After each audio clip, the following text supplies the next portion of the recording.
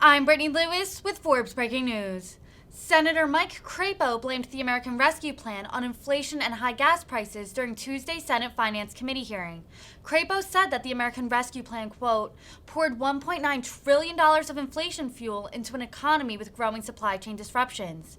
Republicans have sought to make inflation and economic anxiety a cornerstone of their midterm election messaging. Listen in for more from the Idaho Republican.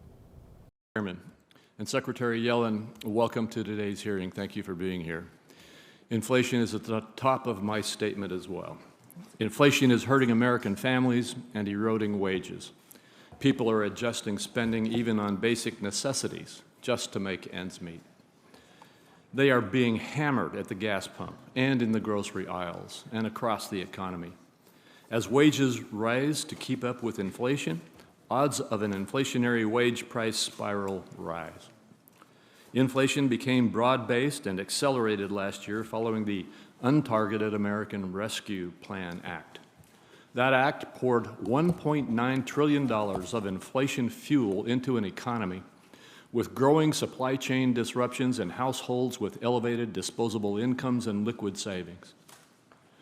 Following that, Democrats pushed for trillions more in reckless spending. The result, which many predicted, has been inflation at highs not seen in 40 years. As prospects of recession and stagflation rise, this is no time to consider raising taxes or resurrecting reckless spending proposals from the House-passed Build Back Better bill. The Congressional Budget Office's 10-year outlook is another warning sign that our national debt, currently at $30.5 trillion, excuse me just one moment, is another sign that we are on an unsustainable track, headed to new record highs. Inflation and accompanying higher interest rates mean higher net interest costs to services that service the national debt, crowding out other fiscal priorities. As the economy has been in recovery from COVID-related shutdowns, revenue has been up sharply under the tax system put into place before the pandemic. CBO expects revenue this year to rise to 20% of GDP, the highest in more than 2 decades, and then average well above the 50-year historical average. Nonetheless, Democrats appear to want to raise taxes even more in the face of rising odds of recession. One harmful policy is a minimum tax on financial statement or book income, something so fundamentally flawed that both parties abandoned a previously enacted version more than 30 years ago. This harmful policy would overwhelmingly hit American manufacturers as well as undercut investments in U.S. innovation and emerging technologies. This is not the only proposal from Democrats that would harm the competitiveness of American companies. Another prominent example is the international tax agreement that Treasury has negotiated with the OECD. Under both pillars of the agreement, Treasury has agreed to give foreign countries sweeping new rights to tax U.S. companies. In an apparent attempt to bind Congress, Treasury agreed to terms without engaging in meaningful consultation with Congress. For more than a year, my Republican colleagues and I have repeatedly requested information on the agreement and its potential effects. Treasury, however, has repeatedly declined to provide any analysis of the effect of the agreement on U.S. businesses or U.S. revenue or the U.S. economy overall.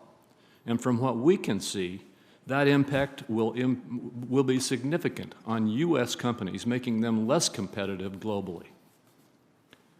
We now know that Treasury's failure to share substantive detail foreshadowed underlying flaws and a lack of coherent principles in the agreement. It's increasingly clear that terms agreed to by Treasury will harm U.S. businesses and undermine tax provisions enacted by Congress to encourage certain activities. The flaw with this approach is that the agreement cannot be fully implemented without congressional action. In many cases, the terms can only be properly carried out with a multilateral treaty requiring a 2/3 vote by the Senate. By agreeing to sweeping changes of this nature without bipartisan support, Treasury has put at risk tax certainty and the prospect of a durable or long-lasting agreement. Beyond lack of information about the international tax agreement, nothing is more known about a possible Nothing more is known about a possible leak of private taxpayer data from the IRS to the left-leaning group ProPublica than we knew 1 year ago when it was first reported. More work is also necessary to establish independent oversight and financial controls over the $350 billion funding to states and localities in the American Rescue Plan, where no meaningful oversight was established. Treasury must also be willing to consult Congress on debt management, which it has thus far only been comfortable doing with Wall Street and the Federal Reserve. The committee, which is Treasury's authorizing committee, deserves more transparency and accountability from Treasury than we have been receiving. Madam Secretary, I do appreciate your service, and I look forward to hearing your testimony on these matters today. Thank you. Thank you, Senator Crapo. We'll be working together as we always try. Our first witness